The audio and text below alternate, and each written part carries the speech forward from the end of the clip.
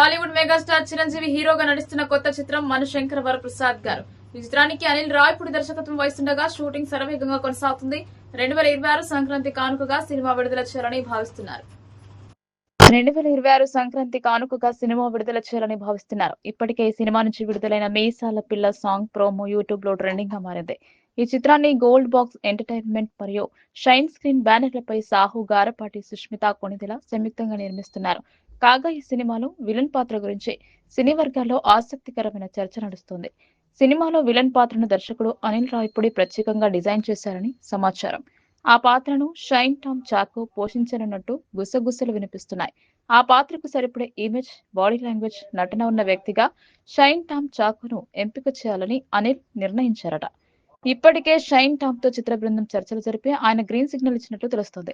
ఈ వార్తలపై త్వరలోనే అధికారిక ప్రకటన వెలువడే ఛాన్స్ ఉందంటున్నారు. షైన్ టామ్ చాకో ప్రస్తుతం తెలుగు, తమిళం, మలయాళం 3 భాషల్లోనూ వరుస ప్రాజెక్టులతో బిజీగా ఉన్నారు. ఆయన నటించిన ప్రముఖ చిత్రాల్లో రంగబలి, దేవర, డాకు మహారాజ్, రాబిన్ హుడ్ ఉన్నాయి.